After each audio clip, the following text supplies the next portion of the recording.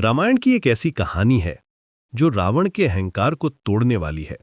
आज मैं आपको बताऊंगा कि कैसे किष्किंधा के राजा बाली ने रावण को 6 महीने तक अपनी बगल में दबा कर रखा था। ये कहानी उत्तर रामायण और कंब रामायण में विस्तार से मिलती है, जहां रावण खुद स्वीकार करता है कि बाली उसकी सबसे बड़ी हार थी। बात उस समय की है जब रावण अपनी शक्ति के नशे में चूर था। 10 दिशाओं का विजेता रावण तीनों लोकों में अपना डंका बजा रहा था। उसने सोचा था कि तीनों लोकों में कोई भी उसका सामना नहीं कर सकता, लेकिन ब्रह्मा जी का एक अनोखा वरदान था जो बाली को मिला था। जो भी उसे चुनौती देता, बाली को उसकी आधी शक्ति मिल जाती थी। ये वरदान ही रावण की मुसीबत बना। इस वरदान के कारण बाली को संसार में अजेय माना जाता था। एक दिन रावण ने सुना कि किष्किंधा में एक वानर राजा है जो बहुत शक्तिशाली है।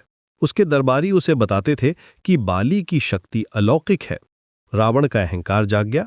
उसने सोचा कि एक वानर भला उसका क्या बिगाड़ सकता है। अपने मंत्रियों की सलाह को नजरअंदाज करते हुए वो सीधा किष्किंधा पहुंचा और बाली को युद्ध की चुनौती दी। बाली उस समय अपनी संध्या वंदना में व्यस्त था। वो 1 साल तक चलने वाली एक विशेष तपस्या कर रहा था। उसने रावण से कहा कि वो थोड़ा इंतजार करे, क्योंकि उसकी पूजा अभी पूरी नहीं हुई है। लेकिन रावण का अहंकार कहाँ मानने वाला था। उसने बाली को भला बुरा कहा और उसकी पूजा में बाधा डालने की कोशिश की। जब बाली ने फिर से समझाने की कोशिश की तो रावण ने उस पर हमला कर दिया। लेकिन जैसे ही युद्ध शुरू हुआ, ब्रह्मा जी के वरदान का असर दिखा। बाली को रावण की आधी शक्ति मिल गई।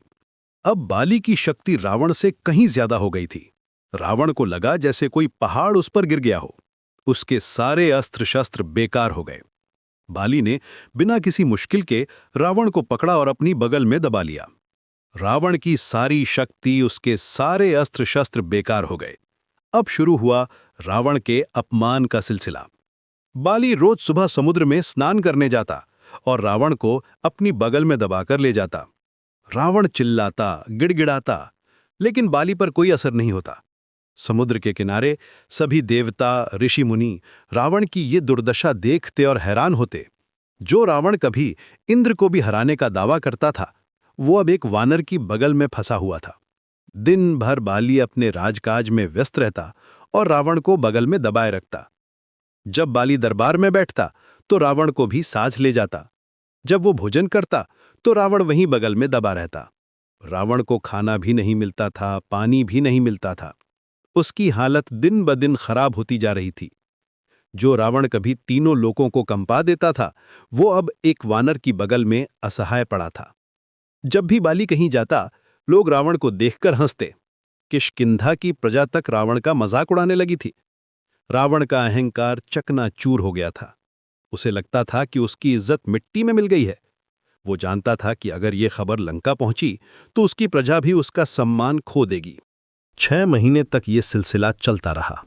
रावण का अहंकार पूरी तरह टूट गया था। उसे एहसास हो गया था कि दुनिया में उससे भी ताकतवर लोग हैं। उसका शरीर कमजोर हो गया था और मानसिक रूप से वो पूरी तरह टूट गया था। आखिरकार उसने बाली से माफी मांगी। उसने कहा कि वो अपनी गलती मानता है और आगे से कभी किसी को बिना सोचे समझे चुनौती नहीं देगा। बाली का दिल बहुत बड़ा था। जब उसकी तपस्या पूरी हो गई तो उसने रावण को माफ कर दिया और उसे छोड़ दिया। रावण ने बाली से दोस्ती का हाथ बढ़ाया। दोनों के बीच एक अजीब सी दोस्ती हो गई। रावण ने बाली को वचन दिया कि वो कभी भी किष्किंधा पर हमला नहीं करेगा। यही कारण है कि जब रावण ने सीता माता का हरण किया तो वह किष्किंधा के रास्ते से नहीं गया। इस घटना का रावण पर गहरा असर पड़ा। उसका अहंकार कम हो गया था, लेकिन पूरी तरह खत्म नहीं हुआ था। जब बाद में श्री राम से उसका सामना हुआ तो वह पहले से कहीं कमजोर था।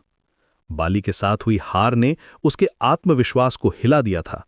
उसे पता था कि अगर बाली उसे हरा सकता है तो कोई और भी हरा सकता है। ये कहानी हमें सिखाती है कि अहंकार का अंत हमेशा बुरा होता है। रावण जैसा महान योद्धा भी अपने अहंकार की वजह से अपमानित हुआ। बाली की शक्ति सिर्फ शारीरिक नहीं थी, बल्कि उसमें धैर्य और क्षमा की भावना भी थी। उसने रावण को सबक सिखाया, लेकिन बदले की भावना नहीं रखी। जब श्री राम ने बाली का वध किया तो रावण को लगा कि अब उसका सबसे बड़ा डर खत्म हो गया है। लेकिन वो भूल गया था कि जिसने बाली को हराया है वह उससे कहीं ज्यादा शक्तिशाली है। रामायण की ये कहानी दिखाती है कि भगवान के सामने सबसे बड़े योद्धा भी छूटे हैं। बाली और रावण की ये कहानी आज भी प्रासंगिक है। यह हमें सिखाती है कि शक्ति के साथ विनम्रता होनी चाहिए और अहंकार हमेशा हमारे पतन का कारण बनता है।